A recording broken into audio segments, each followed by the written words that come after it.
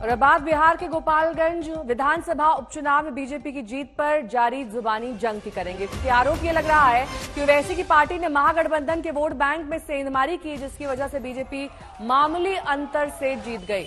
इस पर असदुद्दीन ओवैसी ने आज तक से एक्सक्लूसिव बातचीत में आलोचकों पर पलटवार करते हुए कहा कि ये आरोप बेबुनियाद है। उन्होंने कहा कि लोकतंत्र में सबको चुनाव लड़ने का हक है। साथ ही उन्होंने कहा कि कुछ दल अल्पसंख्यक समुदाय को डराकर वोट लेना चाहते हैं।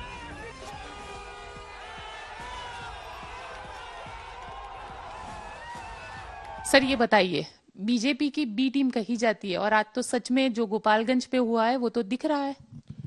नहीं, 7 बाई इलेक्शन हुए, राइट? 6 कैसे जीती बीजेपी? सिर्फ 2 पे जीती? नहीं, जो पूरे हरियाणा में बीजेपी जीती, हरियाणा में बीजेपी जीती। और कहाँ कहाँ जीती बीजेपी? यूपी में जीत गई बीजेपी। तो समाजवादी को क्यों नहीं कहेंगे आप?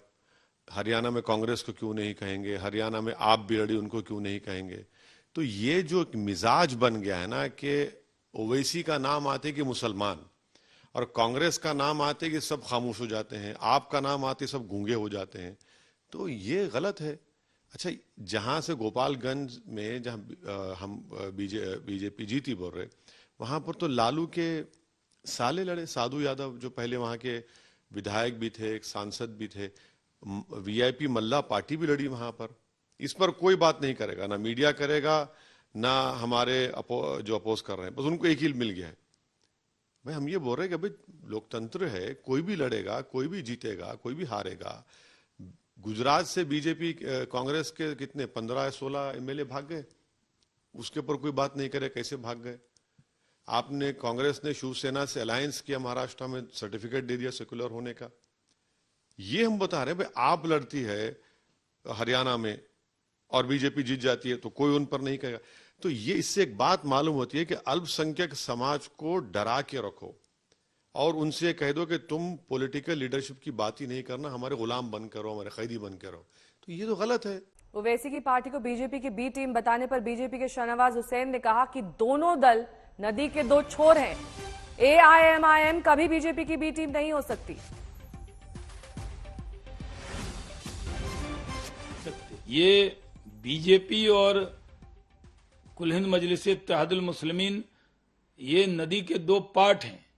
ये कभी हमारी बी टीम हो ही नहीं सकते। इनके विचार अलग हैं। ये रजाकारों का संगठन है। ये ऐसे लोग हैं जो मादरे वतन को, भारत माता को गाली देने वाले लोग हैं। ये समाज के अंदर बिखराव पैदा करने वाले लोग हैं। और हम लोग सबका साथ, सबका विकास, सबका विश्वास, प्रधानमंत्री नरेंद्र मोदी जी के नेतृत्व में इस नारे को लेकर चलने वाले। और जो मजलिस इत्तेहादुल मुस्लिमीन है, ये इस पार्टी का नाम ही है कि मुसलमानों में इत्तेहाद करने वाली मजलिस। जो मजलिस की सोच है, जो एमआईएम की सोच है, वही सोच महागठबंधन की है, वही सोच कांग्रेस की है। और इसलिए पूरे देश को मालूम है कि भारतीय जनता पार्टी इस तरह की ताकतों से जो समाज में बंटवारा करे, उसको हम कभी कबूल नहीं कर सकते।